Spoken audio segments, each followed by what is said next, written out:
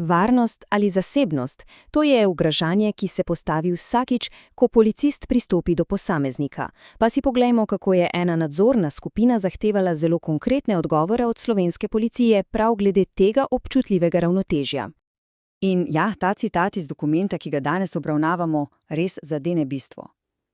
Ne gre za preprosto izbiro, ali varnost ali svoboda. Gre za nenehno, dinamično tehtanje, ker vsaka posamezna odločitev policista na terenu dejansko preizkuša to ravnovesje. Evo, takole se bomo lotili te teme. Začeli bomo pri velikih vložkih, se spustili do tako imenovane piramide prava in pogledali, kje nastaja razkorak med teorijo in prakso. Nato se osredotočimo na konkreten primer ustavljanja, osebno odgovornost in zaključimo zahtevo po odgovorih. V redu, pa pojdimo po vrsti. Morda se zdi, da so dejanja, kot sta preverjanje osebne izkaznice ali ustavljanje v prometu, nekaj povsem rutinskega. Ampak, veste, pravno gledano je vsako od teh dejanj veliko več kot to. In tole je res bistveno. Zbiranje podatkov ni nikoli nevtralno dejanje. V trenutku, ko policist nekoga prosi za osebni dokument, se začne obdelava osebnih podatkov. To pa je po definiciji poseg v ustavno pravico do zasebnosti, ki mora biti vedno, ampak res vedno, utemeljen za zakonom. Super, ampak kako potem vemo, kdaj je ta poseg upravičen? No, zato pa moramo pogledati pravni okvir. In to ni kar nek poljuben seznam pravil, ampak gre za zelo strogo hierarhijo, ki ji pravimo piramida prava. Poglejmo si tole. Na samem vrhu sta seveda ustava in evropsko pravo, kot je na primer GDPR. Pod njima so nacionalni zakoni. In šele čisto na dnu so interna policijska navodila. In to je ključno. Noben ukaz nadrejenega ne sme nikoli preglasiti zakona ali, še manj, ustave. In to načelo ima tudi svoje ime, lex superior. To je v bistvu ena temeljnih varovalk pravne države. Zagotavlja, da temeljnih pravic, ki so zapisane v ustavi, ni mogoče kar tako zaobiti z nekim internim pravilnikom ali ustnim navodilom. Vsak policist je zavezan najprej ustavi, šele potem svojim nadrejenim. No, in tukaj se zadeva zdaj zaplete. Pridemo namreč do osrednje trditve nadzorne skupine. Pravijo, da obstaja nevaren razkorak med tem, kako naj bi sistem deloval v teoriji in tem, kar se v resnici dogaja v praksi na ulici. Tale primerjava res lepo pokaže, v čem je težava. Na eni strani imamo jasno pravno zahtevo. Ustava je prva. Na drugi strani pa opažanje iz dokumenta, da policisti na terenu pogosto delujejo pod vtisom, da je najpomembnejše navodilo njihovega šefa in se morda niti ne zavedajo te hierarhije.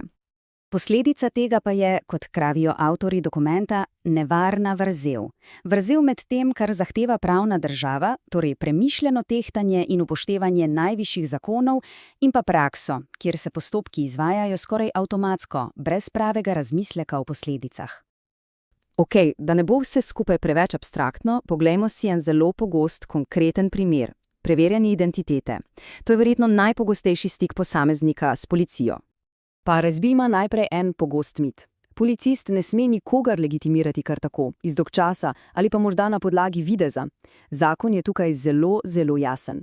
Za vsako preverjanje identitete mora obstajati konkreten, zakonsko določen razlog.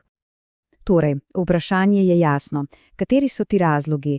Kdaj lahko policist sploh zakonito zahteva osebni dokument? Zakon našteva cel seznam razlogov in to so samo nekateri izmed njih. Bistveno pa je, da mora policist svojo odločitev vedno utemeljiti na nekih objektivnih okoliščinah, ne pa kar na svojem subjektivnem občutku. Sum mora biti konkreten in utemeljen. Ampak kaj pa, če gre kaj narobe? Če policist prekorači svoja pooblastila, kdo potem odgovarja? Sistem? Ministrstvo? No, naša ustava ima na to zelo jasen odgovor. Vse se vrti okoli tega. 120. člena ustava.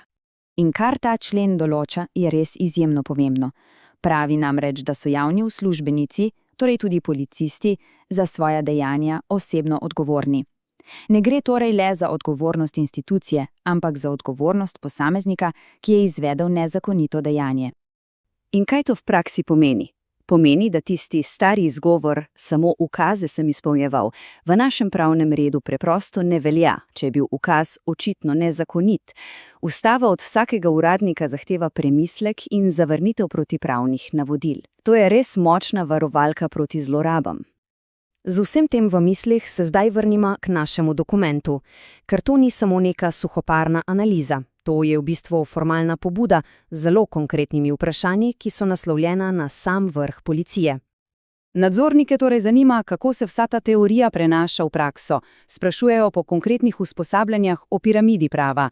Zanimajo jih tehnične in organizacijske varovalke za varstvo podatkov. In morda najpomembnejše, kako se poskrbi, da se vsak policist zaveda svoje osebne odgovornosti. In končni cilj vsega tega, kot poudarja dokument, ni neko iskanje krivcev. Gre za krepitev zaupanja med državljani in policijo z odprtim dialogom. Gre za to, da institucija, ki ji zaupamo monopol nad silo, ostane varuh obojega, tako naše varnosti kot naših temeljnih pravic. In to nas na koncu pripelje do vprašanja, ki presega zgolj delo policije. Ker v digitalni dobi, ko država o nas ve praktično vse in zbira ogromne količine podatkov, ostaja tisto eno, ključno vprašanje: kdo na koncu koncev nadzoruje državo samo?